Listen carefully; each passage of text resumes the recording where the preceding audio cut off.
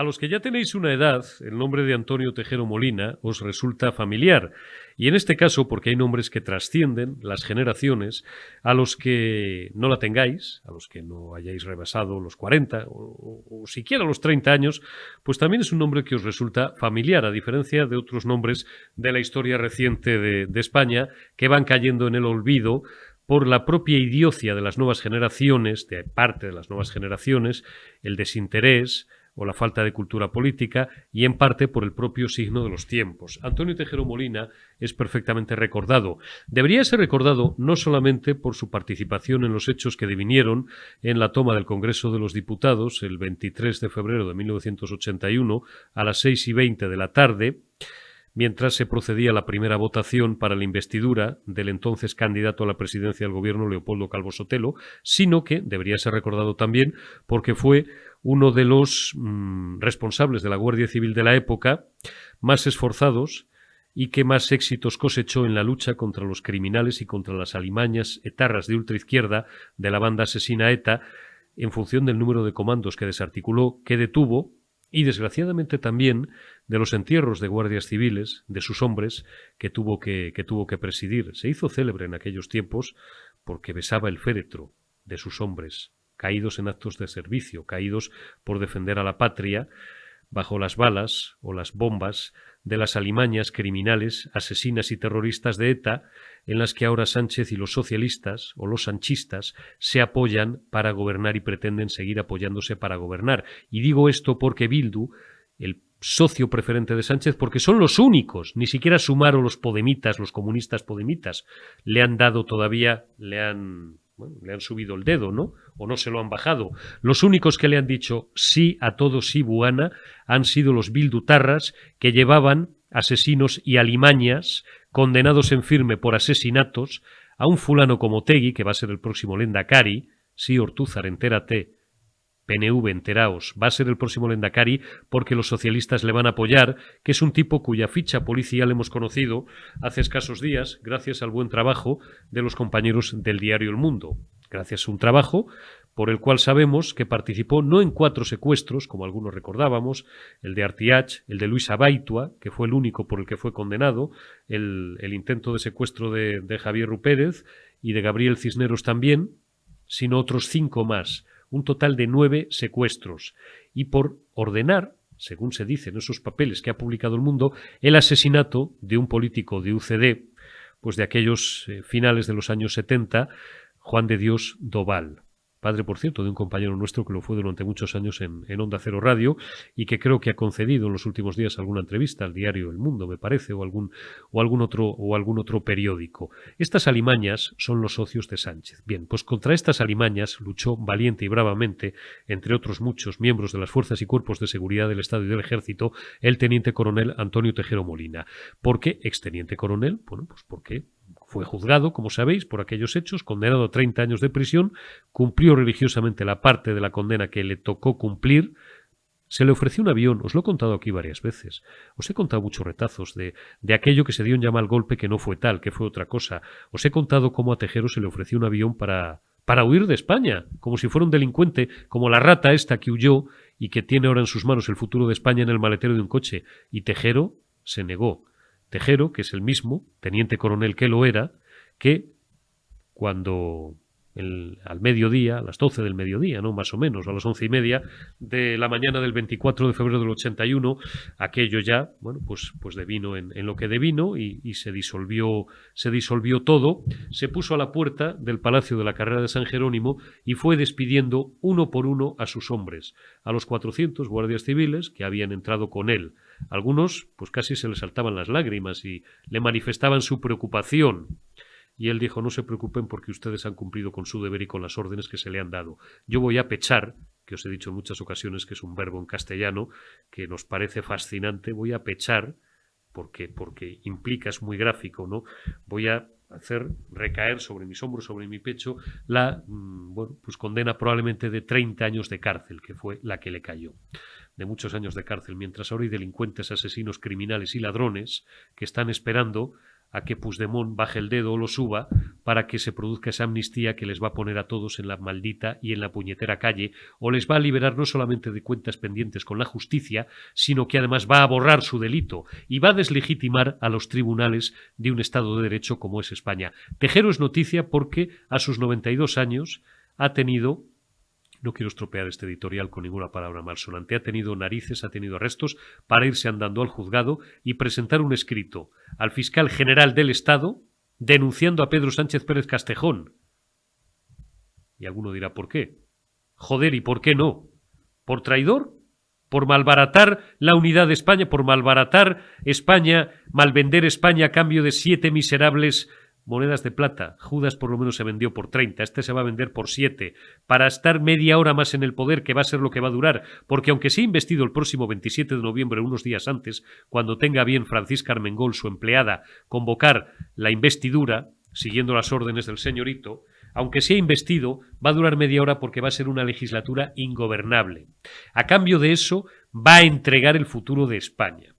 Crece el nerviosismo en el Partido Socialista y hacen bien, porque la paciencia de la gente y el pueblo español, en parte iba a decir noblemente y borricamente, pues solamente se moviliza y sale a la calle cuando ya tienes al lobo ahí en el jardín de tu casa amenazando con quemarte, destrozarte la casa, y otra parte por sectarismo, por odio, pero cada vez son más los españoles que están hasta las narices, que están enrabietados y que están muy enfadados, ni siquiera con ese partido que ya no existe, con un felón, con un traidor y con un miserable político que está dispuesto a cualquier cosa con tal de salvar sus intereses personales y estar media hora más en el poder.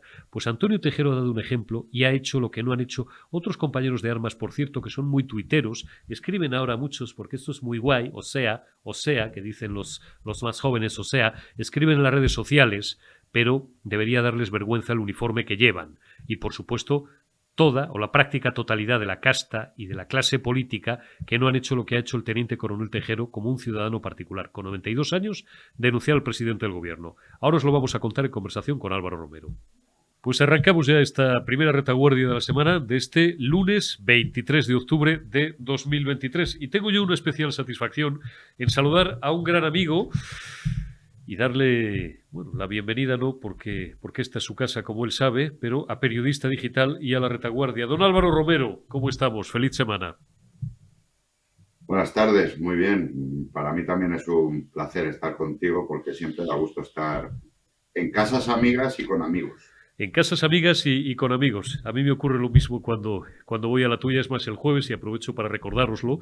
Estuvimos el miércoles pasado, recordáis, con Luis Asúa, abogado, expolítico, y el jueves que viene presentamos, bajo el patrocinio y bajo iba a decir el mecenazgo, no sé si es la palabra más adecuada, pero en fin, bajo la égida de don Álvaro Romero, presentamos todos, Álvaro, un servidor de ustedes, y por supuesto los autores, Asúa y Sastrón, un libro que se llama Las Crónicas del NIN, recuperad la retaguardia del pasado miércoles o jueves, creo que fue el jueves, miércoles pasado, en la que estuvimos charlando largo y tendido con Luis Asúa. Hoy me ha parecido a mí bien invitar a Álvaro Romero. Os pongo en antecedentes por si no lo habéis visto, porque no es la clásica noticia a la que los medios generalistas hayan concedido, ni vayan a conceder mayor atención. El teniente coronel Antonio Tejero Molina, al que sin duda, no ya los que tengáis más de 50 o 55 años, incluso los más jóvenes, porque hay nombres que trascienden las épocas y las generaciones, recordaréis, cada uno en la manera en la que os parezca oportuno. Aquí siempre recordamos con respeto a los patriotas y a los que ya no tienen cuenta alguna con la justicia, a diferencia de otros que se las van a perdonar. Ha presentado a sus 92 años, desde pues su retiro, él lleva una plácida y tranquila existencia de jubilado, como por otra parte merece después de haber trabajado décadas al servicio de España, se acercó por su propio pie a un juzgado y presentó, ponme los pantallazos si puedes, Omar, los 4 últimos, los de la denuncia, una denuncia contra Pedro Sánchez Pérez Castejón, presidente del gobierno en funciones, presidente del gobierno de España. Ahí tenéis la denuncia literal, en fin, los pantallazos de la denuncia que presenta el teniente coronel Antonio Tejero Molina. Tras los resultados de las elecciones generales de España, el 23 de julio de 2023, es un escrito al fiscal general del Estado denunciando a don Pedro Sánchez Pérez Castejón por utilizar maniobras contrarias al juramento, a la bandera. Ahí hay un sello, no lo veo bien, desde aquí su literalidad. Bueno, después de los resultados electorales de las elecciones del 23J, ahí tenéis los fundamentos de derecho, en los que ampara el teniente coronel Tejero su denuncia. Ponme el siguiente pantallazo. Solicita de la Fiscalía General que admita el presente escrito de denuncia contra Pedro Sánchez Pérez Castejón por las maniobras antiespañolas que están poniendo en peligro la integridad de la patria y actúe como en derecho sea menester. Espero que leídos estos cargos, la firma de don Antonio Tejero Molina, exteniente coronel, con su firma de la Guardia Civil. 19 de octubre de 2023. La ciudad está omitida. Bueno, no sé si esto es preceptivo o no, y si no, por razones obvias. No pasa nada porque la denuncia está absolutamente fundamentada en derecho. Tú tienes una amistad personal, Álvaro, con don Antonio Tejero Molina y hablas con él. ¿Cómo surgió la idea de poner esta denuncia o qué es lo que él te ha transmitido a ti? Pues tengo una pequeña amistad con Antonio Tejero Molina, hablo con él a menudo en sus cumpleaños, en sus cosas. Esta semana he hablado varias veces por circunstancias obvias, pero yo no sé cómo surge la denuncia, puesto que Antonio Tejero me manda el WhatsApp que por cierto, con 91 años usa el WhatsApp. Sí. Yo creo que mejor que yo. Pues lo digo por los que dicen que si la cabeza la tiene no sé qué, no, la tiene perfecta. Y él me manda al WhatsApp diciendo, he hecho esto, muévelo en los medios que puedas. Y bueno, pues ahí estuvimos hablando con un periodista que ha sacado la entrevista. Entrevista que a Antonio no le ha gustado mucho. Porque es una conversación robada. Yo, fíjate, te lo iba a introducir como segunda pregunta, pero bueno, ahora lo contextualizamos. Dime. Que en los tiempos que corren yo no la veo mal del todo, ¿vale? Y ahora te dejo, porque tú y yo no tenemos 90 años, pero claro, él no es consciente de que le está dando una entrevista a un periodista. Esto, perdonad un segundo y dejo continuar, Álvaro. Hay un periodista del Español, que es un compañero, por lo demás, Daniel Ramírez, que hace, bueno, pues lo que haríamos cualquiera, descuelga el teléfono y le coge él, se hace con su teléfono móvil, le llama. Don Antonio Tejero, sí, dígame. ¿Es cierto que usted ha presentado? Sí, es cierto. Y entonces ya Antonio Tejero enhebra con él una conversación. Daniel, como es su obligación también profesional, le va llevando, oiga, ¿y cómo ha hecho usted esto? ¿Y esto por qué? ¿Y a santo de qué? Y tal, ¿no? Entonces le va llevando y Tejero pues le va enhebrando una conversación de varios minutos en la que le dice algunas cosas en las que ahora entraremos. Y entonces, claro, él luego la publica en El Español. Y a lo mejor a Tejero, que es del plan antiguo, pero bueno, claro, también es verdad que hay escuelas, aún estando a día de hoy, yo siempre que hablo con alguien le advierto de que voy a utilizar o le pregunto si puedo utilizar, pero bueno, también es verdad que lo que le dice, por otra parte, no es nada comprometido, simplemente son sus opiniones y sus fundamentos acerca de por qué hace esto. Perdóname, Álvaro. Yo, si quieres, te cuento una anécdota respecto a Daniel Ramírez. Daniel Ramírez me llama por teléfono y me dice, oye, he hablado con Tejero y es que, claro, Daniel Ramírez, Eurico, es un periodista, como él dice, nacido después de la democracia, ¿no? Entonces me dice, oye, que es que le he visto como muy cachondo, yo le he visto y ya le tuve que decir, es que es así, o sea, es que es así, no te preocupes. Él se creía que le estaba tomando el pelo por como Antonio Tejero le hablaba, ¿no? Y bueno, yo he de decir aquí que Antonio Tejero, a sus 91 años, aparte de usar el WhatsApp, tiene un sentido del humor extraordinario, tiene una fuerza extraordinaria, y el propio Daniel Ramírez decía, no puede ser que me esté contestando de esta manera. Pues sí, le contestaba de esa manera, como contesta Antonio, con sorna, con buen hacer y claro, un periodista, un chaval de 35 años, pues se sorprende y me llama porque se creía que le estaba tomando el pelo, evidentemente. Claro. Esa foto que acaba de sobreimpresionar, ponlo otra vez si quieres, Omar. Esa foto que acaba de sobreimpresionar Omar, nuestro realizador, es una foto que corresponde, no sé exactamente si es de, no es de hace mucho, ¿no, Álvaro? Ahí estás tú, está 2020, Antonio Tejero. Aproximadamente, 2020. Claro, bueno, y está Carmen, su esposa, que falleció el año pasado. Ahí estáis sosteniendo una biografía de Franco. Hay que decir, por si nuestros espectadores no lo recuerdan, que tú eres biógrafo de Tejero. Tú publicaste hace alrededor de 2 años, corrígeme, un libro que se titulaba Tejero, un hombre de honor. o Tejero, un español de honor, que es una biografía, supongo que autorizada, puesto que tienes amistad con el personaje, que es una biografía autorizada del teniente coronel Tejero.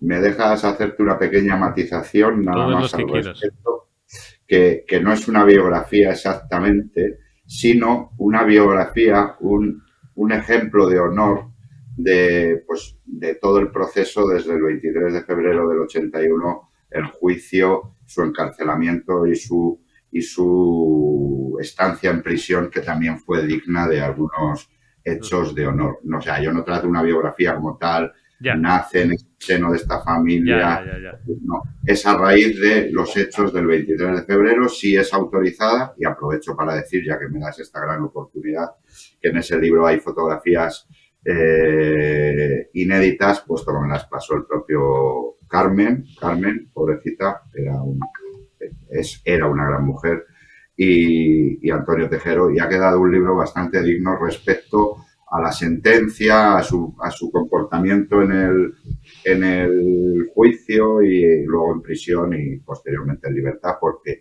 como dice el título, es un hombre de honor desde que nació hasta que fallezca. Sí. Una de las cosas que le dice en esa breve conversación telefónica, que luego transcribe Daniel Ramírez en el español, cuál es un éxito, por cierto, y felicitamos a Daniel, le pregunta, bueno, él dice, fundamenta la presentación de esta denuncia porque está atentando contra España, contra la Constitución. Claro, Daniel pues juega un poco, hombre, pero don Antonio, pues si usted se levantó en el año 81 contra la Constitución, y entonces él, que es un cachondo, efectivamente, yo no le conozco, pero Álvaro le conoce bastante, le conoce mucho, pues claro, él le contesta, dice, bueno, ya, si a mí no me gusta la Constitución, oiga, o Daniel, o no me gusta la Constitución, mire usted, pero tampoco me gusta el bacalao con tomate, y si me lo ponen delante, pues me lo como, ¿no? Y ahí le lleva a Daniel, o se desliza el teniente coronel Tejero, por lo que fue aquel... Yo lo he explicado varias veces y mis espectadores son testigos. En un año y medio que lleva operando este programa, le he dedicado varios editoriales al asunto. El último por la repugnante y nauseabunda intervención de Felipe Sicilia, portavoz del PSOE, que lo era hace unos meses, acusando a los diputados del PP de golpistas y tal, no sé qué. Y entonces yo al día siguiente o a los 2 días me permití el lujo de darle una clase al mentecato y decirle que el 23F, que no era un golpe al uso, sino que es una operación de Estado Mayor, está muy escrito, ¿no? Yo bebo fundamentalmente en fuentes como la de Jesús Palacios, he consumido muchas horas de conversación con el coronel Camacho y con más gente que desde luego se lo sabe. Y podía ser algo parido, algo parecido a una operación de Estado Mayor, parida en despachos de los servicios de inteligencia de la época y destinado a 2 cosas, a reforzar el papel de la corona, el papel de Juan Carlos de Borbón y acelerar la llegada de los socialistas al poder. Tan es así, también te lo recordé Felipe Sicilia, que en aquella lista figuraba Felipe González Márquez como vicepresidente segundo del gobierno, después de Alfonso Armada, presidente del gobierno, y José María López de Letona, vicepresidente primero. Se proponía como ministros a comunistas como Tamames, ministro de Economía, o a socialistas, Ministerio de Justicia, socialistas como Gregorio Pérez Barba y Enrique Mújica Herzog. Eso está contado y está publicado desde hace décadas. Cuando Armada a las 8 de la tarde le pasa la lista a Tejero, Tejero deja de leer al 4.º nombre o al 5.º nombre y dice: mi general, yo no me he jugado la vida y he metido aquí a 400 guardias civiles para esto. Entonces le dice Tejero a Daniel Ramírez, Álvaro, le dice: sí, yo fui el que le jodí el golpe, es textual, el que le jodí el golpe a Juan Carlos y a, no sé si dice a los socialistas o al Partido Socialista, ¿no? O algo así. A mí eso es un hecho evidente, Eurico. Lo que tú has comentado es así. Recordemos también el alcalde de Lérida, no sé qué, Siruana, que se llamaba también. Subirana, que había comido con Mújica un mes antes, sí, con Armada. Exactamente. Ahí hay muchas cosas que en el libro Tejer un hombre de honor se cuenta, porque además se transcribe por partes la sentencia y parte del juicio y se ve cómo contesta cada uno, y el que tenga cierta inteligencia al leer deduce, pero los que tienen menos edad que nosotros, que es lamentable que haya gente más joven que nosotros, Eurico, que la hay. Debe haber, ¿no? Debe haber. Esto no lo valoran. El golpe fue lo que tú dices, fue una manera de apuntalar la democracia, una manera de apuntalar la monarquía y una manera de, como tú bien dices, poner alfombra roja a la llegada del Partido Socialista Obrero Español. Antonio Tejero en ese golpe fue, y además lo dice él en el juicio, dice al final, en el alegato final, si te acuerdas, dice, ¿puede usted decir algo? Y hasta que le cortan, porque le cortan, él dice, yo lo que quiero es que alguien me explique lo del 23F. ¿no? Sí, Yo lo señor. que quiero es que alguien me explique lo del 23F. Está claro, está claro. Tejero es el gran héroe, entre comillas, que desarticula el golpe del 23 de febrero y no su majestad el emérito, como ha quedado para la historia, con esa puesta en escena a la 1:30 de la mañana, Eurico y espectadores, a la 1:30 de la Sí. mañana, cuando está el Palacio de la Moncloa de Prado del Rey a 1,5 kilómetros, ¿no? En línea recta, a 1,5 kilómetros, te metes por el bosque y llegas en 3 minutos. Y llegas en 3 minutos.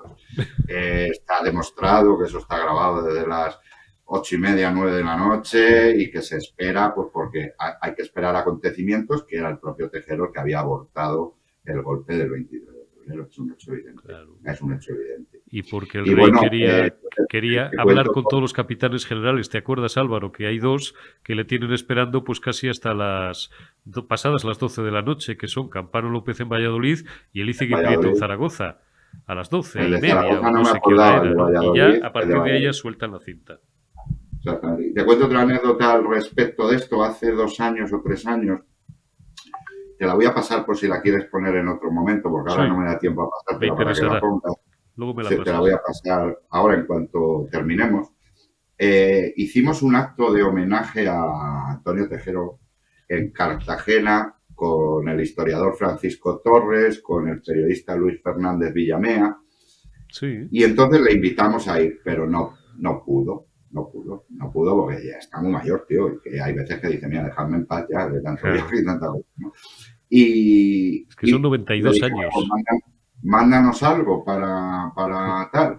Y entonces nos mandó un tarjetón de los suyos, escrito, manuscrito, Sí, en el que decía, querido Luis, se refería a Luis Fernández Villamea, sí. querido Luis, lo que quiero que dejes claro en esta conferencia, que yo asalté el Congreso a las órdenes del rey y que eso desembocó en lo que desembocó. Yo paré el golpe y y luego con su sorna habitual dijo, y Calvo Sotelo todavía no me ha dado ni las gracias. Pues, y ese tarjetón le tengo manuscrito, luego te le paso por si algún día en otro Sí, programa que quieras sacarlo, sí, lo hombre. puedes sacar. Por supuesto que sí. Él dice también en esa breve conversación telefónica que, digamos, bueno, le roba. Le roba es una forma de hablar, porque esto, pues forma parte a lo mejor de una praxis periodística que no es ni mucho menos heterodoxa, pero bueno, que a lo mejor se sale un poco de lo común. Tú estás hablando con una persona y ya está, ¿no?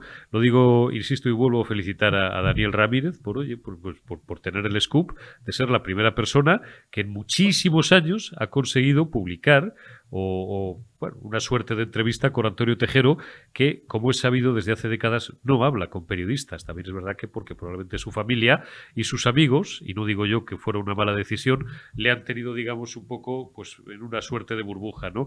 Dice Tejero, le confiesa a Daniel Ramírez, algo que por otra parte, pues hay mucha gente que ya conoce y sabe que era el sentir del teniente coronel, que él había sido traicionado por todos, que había sido traicionado por el rey, por Armada y por Milás del Bosch. Y por Milás del Bosch, porque aquello terminó, como tú sabes, como el Rosario de la Aurora.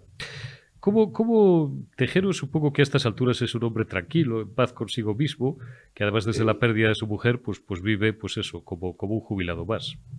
como un jubilado más, con los problemas que tiene en la cadera, que ha tenido una caída y se ha roto las dos caderas, con 91 años y bueno, vive como vive un jubilado. Lo que has dicho es cierto, la familia le tiene muy protegido, es una gran familia, son 8 hijos, le tiene muy protegido al respecto, ¿no? Y hace muy bien. Y es verdad que concede pocas entrevistas y déjame que vuelva a decir, en el libro Tejer un hombre de honor a mí me concedió una que también está muy interesante, que hace Sí. el inicio del libro, ¿no? Pero en este caso, yo creo que actúan bien, y se lo he dicho a ellos, por eso lo puedo decir en público, creo que Tejero debe dejar un algo para la posteridad, un algo de verdad, un algo serio, una entrevista para cuando él ya no esté.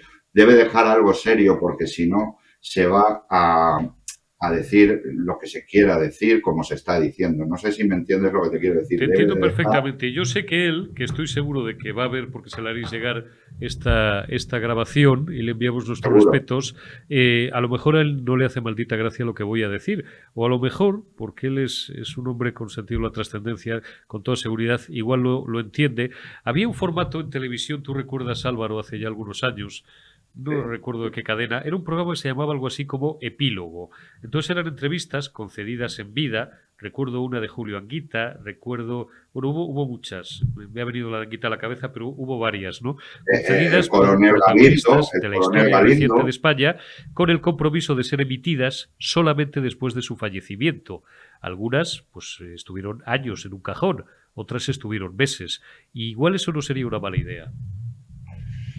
da mucho apuro proponer estas Da cosas, muchísimo apuro, por supuesto.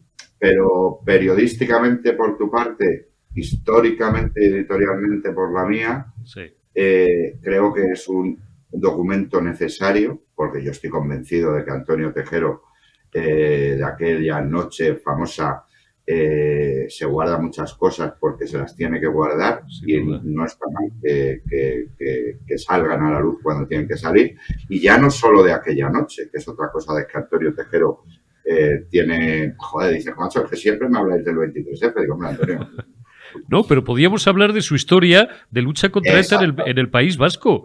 exactamente, Bueno, siempre se ha exactamente. dicho, yo lo desconozco porque tampoco tengo edad o que conozco bien el País Vasco, como sabes, pero siempre se dijo que Enrique Rodríguez Galindo había sido quien más comandos, o le cabía el honor de haber sido quien más comandos de ETA desarticuló, pero Antonio Tejero no le fue a la zaga porque y presidió muchos entierros de muchos de sus guardias en aquellos años durísimos denominados los años de plomo. Por eso en el libro este yo hablo mucho de aquella estancia de él en Vascongadas.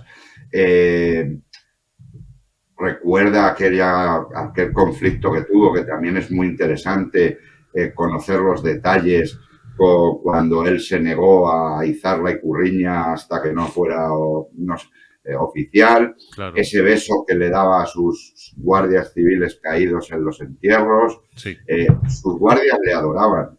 De hecho, hay relatos en el libro de subordinados suyos 30 años después que le adoran por su forma militar de ver las cosas. Todo eso, o sea, Tejero tiene una biografía, ahí sí, una biografía muy interesante, que evidentemente el 23 de febrero está la Operación Galaxia, está lo que hemos hablado de la Ikurriña, están los atentados, está sus destinos en Las Palmas también con algún problemilla que otro, porque él siempre ha mantenido el patriotismo y el amor a España por encima de todo. Claro, En Málaga ha tenido problemas con una manifestación eh, que, lo que, que, recuerdo, lo recuerdo, sí, que, sí. que dijo al gobernador civil que ese día que acababa de fallecer un guardia suyo en un atentado y que ese día no se celebraba ahí un aquelarre comunista, vamos, que no le daba la gana.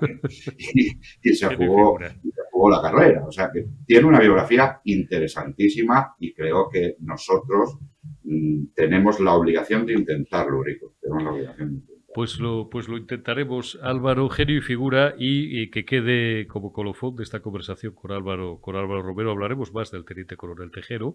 Y bueno, pues si a lo mejor esta idea le parece oportuna, pues sería una gran idea, sobre todo, para dejar claras cosas para la posteridad el día que Dios disponga de su vida, ¿no? Digo, colofón, nada se le puso por delante por encima de España y de su fidelidad y de su lealtad a España. Ya podían aprender estos miserables o estos canallas políticos que todo lo fían, pues por ejemplo eso, a que necesitan 7 votos y aunque para ello tengan que malvender o malbaratar la unidad de España, pues están dispuestos. Contrapunto, ¿eh? La luz y la sombra, para que le quede claro a todo el mundo. Don Álvaro Romero, nos vemos el jueves, Sierra Norte Editores, en la presentación del libro de Asúa y de Sastrón, en Espacio Ardemans en Madrid, el jueves a las 7:30 de la tarde. allí estaremos los dos. Si me dejas hacer una Por supuesto. Sí, guinda final, sí, yo sí. le voy a pasar esta entrevista a Antonio Tejero. Antonio Tejero me regaña como mi padre o más, y si le gusta me lo va a decir, y si no le gusta también me lo va a decir, con lo cual te diré cuáles son sus impresiones y si nos regaña o no por lo que hemos pedido en Pues público o no, porque además nos regaña como un padre con mucho cariño que lo tiene también. me imagino, me imagino. Álvaro Romero, te envío un abrazo, cuídate mucho. Gracias a todos los espectadores y espero que hayan disfrutado de este ratito. Muchas gracias, Eurico, por tenerme presente Seguro que sí. en tus programas. En mis Gracias, programas gracias. y en mis oraciones. Gracias, Álvaro Romero. Guillermo Rocafort, que llevas ya unos minutos esperando. ¿Cómo estás? Muy buenas. ¿Qué tal, camarada? Muy bien, además disfrutando mucho la entrevista que les ha hecho a nuestro amigo y camarada común, don Álvaro Romero, y muy interesante esto que se suscita del teniente coronel Tejero. Sí, la Ojalá verdad es que algún sí. día Oye, con llegue esa gran 92 años, entrevista. con un par, se ha ido caminando al juzgado y le ha presentado un escrito al fiscal general del Estado denunciando pues la traición de Pedro Sánchez Castejón. Ya podían tomar nota algunos políticos en activo, ¿no? Y hacer lo mismo, Guillermo. Pues sí, y algunos compañeros de armas también, tanto en la También, Guardia Civil también. como en las Fuerzas Armadas. Sí, sí, Se le sí. podrá decir muchas cosas al señor Tejero, pero no se puede dudar de su patriotismo. Si él hizo lo que hizo en su momento era porque tenía la convicción que era lo mejor para España. Y eso lo he hablado yo con amigos, profesores, y todos concluimos lo mismo. Si Claro. se equivocó, no, eso lo dirá la historia, pero que lo hizo por patriotismo es indudable. Quizá el más patriota en esa noche fue el teniente coronel Tejero. Bueno, y desde luego el más consecuente, porque cuando vio una lista de gobierno en la que había socialistas y comunistas que a él no le gustaban y le parecía bien, pues abortó precisamente la maniobra que no había iniciado él, porque ya hemos explicado millones de veces que la autoría intelectual estaba en otro sitio, pero para la cual él fue utilizado como ariete y como herramienta fundamental. ¿Te acuerdas? Aquello de generar, en terminología pura de inteligencia, ¿no? De generar un SAM, un supuesto anticonstitucional máximo, que podía ser, por ejemplo, pues eso, la toma del Congreso de los Diputados de la Cámara Legislativa en la investidura en la votación de investidura de quien se pretendía que fuera presidente del gobierno, Calvo Sotelo. Y ahí, pues que entra Tejero con 400 guardias civiles. Había que tener un par de huevos. Cuando además, luego muchas veces desde la izquierda, que eran los principales beneficiarios de ese golpe, aparte de la corona, luego golpistas, fascistas, miserables que pretendieron interrumpir el proceso democrático, cuando precisamente creo que las vidas que menos riesgo corrieron, y sé lo que digo, fueron la de los 350 diputados que había en ese momento en el Palacio de la Carrera de San Jerónimo, a vez de las de decenas de periodistas y trabajadores de la Cámara, y las de los propios guardias civiles. Eso es así. Pues así, menudo espectáculo de cobardía que dieron ese congreso en esa fecha, digamos, tan decisiva en la historia de España. De muchos de los problemas que hoy en día sufrimos vienen quizá de aquellas épocas tan duras donde se impuso la cobardía y la desafección a los intereses de la nación a cualquier otra consideración, como el patriotismo o el intentar reconducir una situación tan terrible como la que vivía nuestra nación en esos años. Así es. Recuérdese y con esto, y ahora vamos porque he llamado a Guillermo para que nos explique un asunto muy concreto del que ya hemos dado noticia aquí hace meses. Recuérdese que en aquellos 3 años, 79, 80, 81, la banda criminal asesina de ultraizquierda ETA asesinó a más de 100 personas durante aquellos 3 años, que por eso se llamaron los años de plomo. Y claro, pues el ejército y la policía armada en aquella época todavía, ¿no? La Policía Nacional ya no podía más, las cosas como son. Sí. Guillermo, te he llamado porque tienes una noticia. No, creo que es positiva, pero tú me dirás, ponme el pantallazo un instante, Omar, un pantallazo, ahí está. Bueno, esto es Economist and Jurist. Actualidad, la Audiencia Nacional admite diligencias que podrían comprometer decenas de causas relacionadas con Encrochat en España. Explícanos bien esto. Ya hemos hablado, insisto, del caso en alguna ocasión en la retaguardia. Este verano no, yo creo que fue el anterior, o a finales del verano Exacto. anterior, más o menos. Pero explícanos exactamente sí. en qué consiste esto, Guillermo. ¿De qué estamos hablando? Bueno, estamos hablando de un hackeo pirateo que llevó a cabo los servicios secretos franceses en el año 2020, en plena pandemia, de un sistema de comunicación encriptado, como otro cualquiera, como puede ser, por ejemplo, Telegram o WhatsApp, que se llama Encrochat, de tal manera que entraron los servidores de esa empresa, una empresa privada que ofrecía este tipo de servicios y que estaba catalogado como el sistema encriptado más seguro y fiable del mercado, pues lo piratearon todo. Se vieron afectados en torno a unos 100.000 usuarios y a todos esos 100.000 usuarios se les puso una presunción de culpabilidad, de que formaban parte de bandas, de gángster, de asesinos, de narcotraficantes, etcétera, etcétera. Y eso pues es una falacia. A partir de entonces se producen en toda Europa una serie de detenciones masivas de personas a los cuales se les mete en la cárcel simplemente por haber llevado en su bolsillo o en su cartera o tener en su casa o ser un usuario de ese sistema de comunicación encriptado, Encrochat.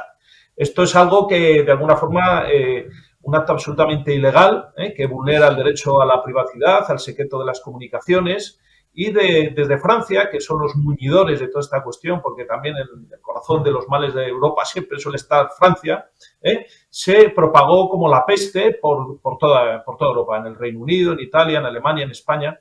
En España afectó a personas, las que yo conozco verdaderamente dignísimas, que eran simplemente vendedores de este sistema de comunicación que estaba absolutamente legal, ¿no? Y algunos todavía, después de 1 año y medio, siguen deportados en Francia, en cárceles francesas, verdaderamente casi, vamos a decir, algo medieval.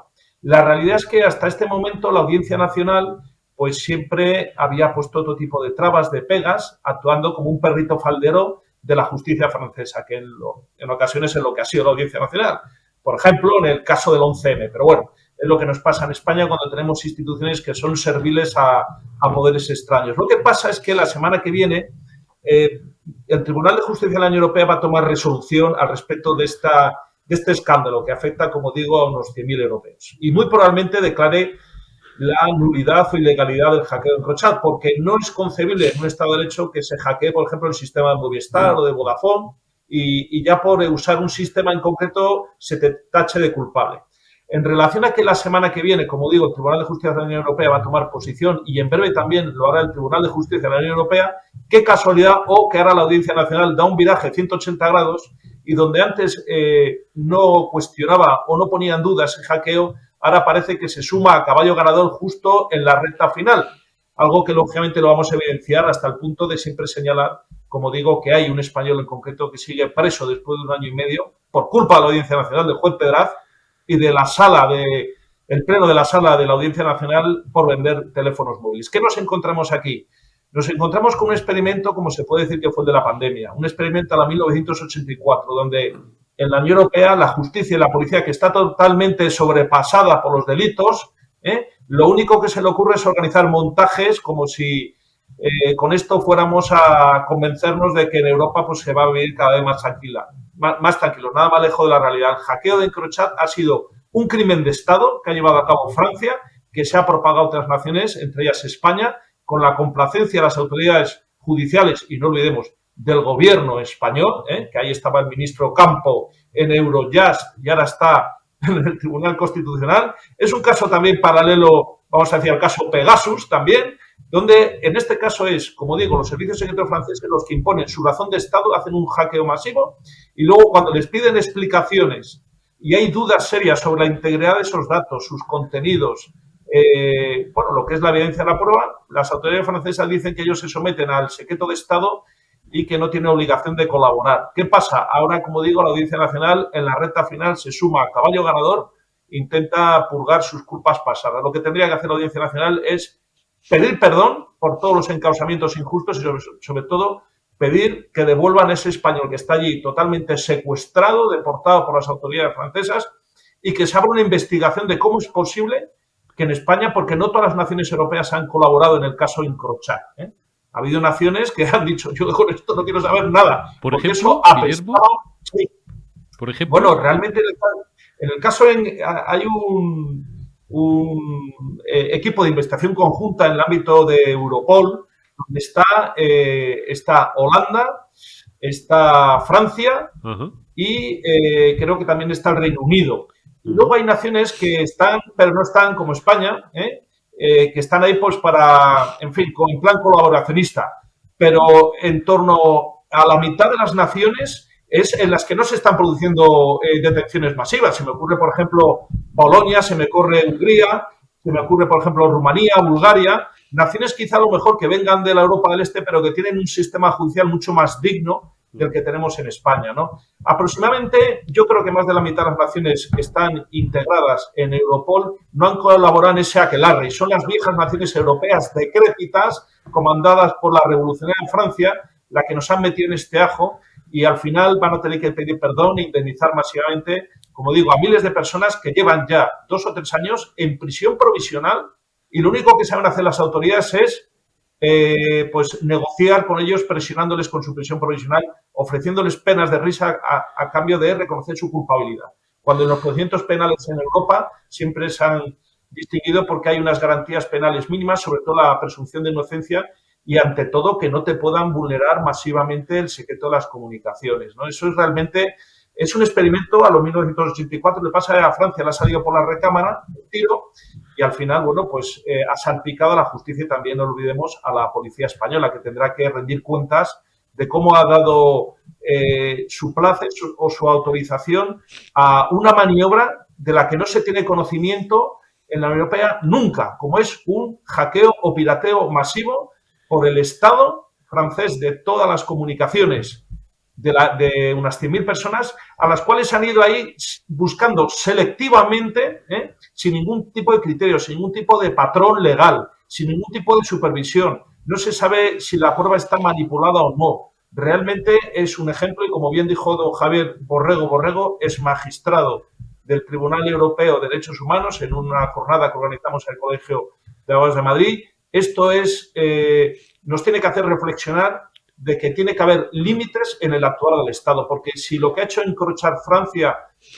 fuera legal, ¿qué no podría hacer, por ejemplo, Pedro Sánchez en España, que ya ha cruzado todos los rubicones? De hecho, estaríamos todos expuestos. Por lo tanto, es muy importante que se ponga límite a ese tipo de prácticas, vamos a decir, absolutamente dictatoriales desde un punto de vista tecnológico, de un Estado absolutista, como sigue siendo el de Francia, peor que el de Luis XIV, que es capaz de entrar en los móviles de, en este caso, miles de españoles y deportarlos ilegalmente a su nación, mientras las autoridades españolas y la Audiencia Nacional mira a otro lado y se convierte en cómplice de una maniobra tecnológica de pirateo absolutamente imperdonable. Es un tema jurídicamente muy apasionante, también muy complicado, pero bueno, he intentado explicar lo mejor posible, que básicamente es que han hackeado un sistema de comunicación completo. Es como si nos hackean a todos los correos Gmail o Yahoo.es y empiezan a buscar. Pues eso es lo que ha hecho Francia con la autorización de la mitad de Europa.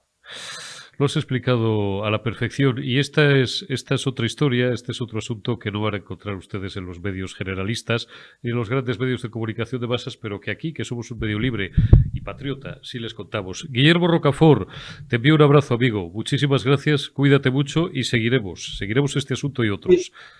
Quiero, si me permites, además se lo quiero decir a toda España, además a toda Europa, que tú fuiste el primer periodista que me diste cancha en este asunto, el primero que me diste voz, además, al poco tiempo de esas detenciones masivas en España, y eso además te honra, y quiero resaltarlo claramente, que fue Eurico Campano el que de alguna forma dio cancha en un tema como este, que es muy espinoso. Pero te felicito por tu rigor y tu patriotismo, Eurico. Aquí siempre intentamos dar voz, porque somos un medio libre, a todos aquellos protagonistas que nos traen una historia que nos parece noticiosa, porque eso está en el fundamento de nuestro trabajo, dar voz a los protagonistas. Guillermo Rocafort, te envío un abrazo, cuídate mucho.